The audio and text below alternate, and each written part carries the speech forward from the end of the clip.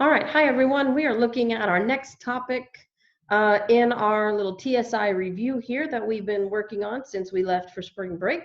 We are looking at part 1 of measures of central tendency, and these are these next 2 weeks are going to be some of the big things to do with how you evaluate data. So we're going to start off with a term that all of you should be 100% familiar with, and that is how to find the mean, which is also known as the average of a set of data points. In this case, just like when you find the average of your average for your grades, that's the same kind of formula that we do. So like it says, add all of the data and then divide by how many there are. So for example, 1, for a grading cycle, you make grades of 75, 83, 96, and 89. What is the mean of these grades? Meaning, what is the average of all of these grades? So we are going to add them all up, the 75, the 83, the 96, and the 89. Add them all up, or meaning find the sum. So if we add all of those up, our sum is 343. Again, how many are there? So number of grades. In this case, there were 4 of them. So we are going to figure out 343 divided by 4, which means your average is an 85 point something. Sorry about that, let me erase that.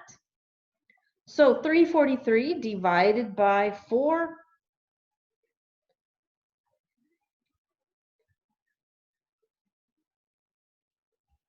is an 85.75.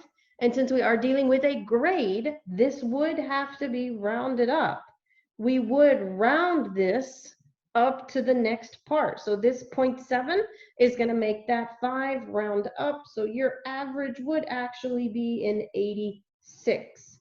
Because when we deal with grades, we don't necessarily leave them as decimals. We round them to the nearest whole number. All right, let's look at the next part. Maybe you are looking at 5 out of the 6 cycles, like we are now. You need to figure out what is that last grade going to have to be to make sure you get that passing credit. So let's take a look at this last example, so that way you'll know how to figure out what do you need to get for this 6 weeks to get the average you want. All right, so example 2 here, you need at least an 80 average on your report card to go to the movies, when the movie theaters open back up, of course. And currently, you have grades of 73, 67, 91, and an 88. What must you get for that 5th grade in order to get at least an 80 average? So we're going to solve this. So we're going to add up all of these numbers, which gives us a total of 319. So we are looking at 319 plus whatever that 5th grade needs to be, divided by 5, needs to be at least an 80. So I'm going to say, let's set it equal to 8. And let's figure this out. So we are going to have to solve this equation. Sorry, guys, looks like my pin's dying here a little bit. So let's solve this out. I'm going to change colors. So the first thing we're going to want to do, we have 319 plus our x, divide by 5 should be an 80. So I'm going to have to undo that divide by 5 first, because all of that numerator is technically sitting in a group. So I'm going to multiply both sides by a 5 to undo that divide by 5. So now I'm left with 319 plus an x, because the divide by 5 and the times 5 canceled out, is equal to 400.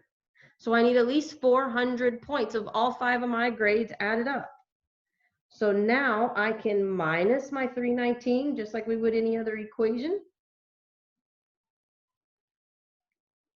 And my missing X, my missing fifth cycle, last cycle grade needs to be at least an 81 in order for me to get that B average for my final grade.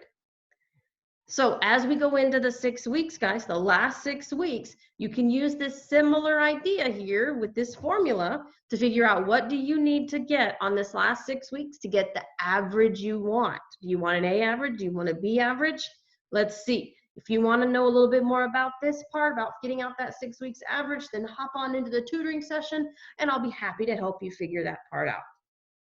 All right, so now let's look at our next bit of central tendency values, which is the range, which is called, which is the span or spread of data.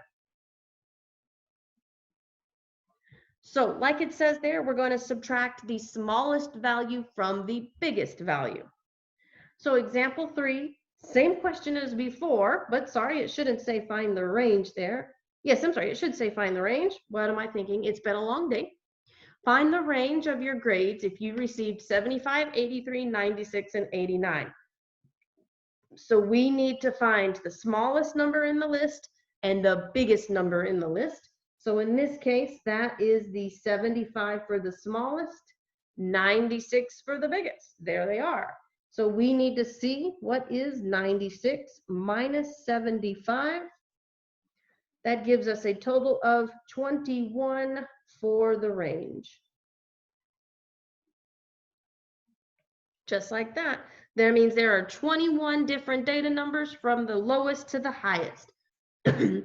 Those of you that want to go into more sciencey fields, you really want that range to be as small as possible, because that means there's more of a pattern there with your values, the smaller that range is. Now, let's say you have another list of numbers. 4 of your 5 grades are 75, 83, 96, and an 89 for the cycle. What is the lowest grade if the range is 22? So it's another kind of solving equation that we're going to look at here. 4 of the 5, so 75, 83. So we've got 75, 83, 96, 89, and our last one is our X. They tell us our range is 22, but the question is, what is the lowest? Remember, it's the biggest minus the lowest to get the range. So our biggest in this list is my 96, minus my lowest, which is an X, and that's supposed to be 22. So let's solve this just like we would any other equation, and let's see what we get. All right, so we can minus the 96 to both sides of this equation. So right now I have a negative X is equal to 22 minus 96. We have a negative 74. Now we can divide out, because remember there is an understood 1 there in front of that X. So we're going to divide out that negative 1.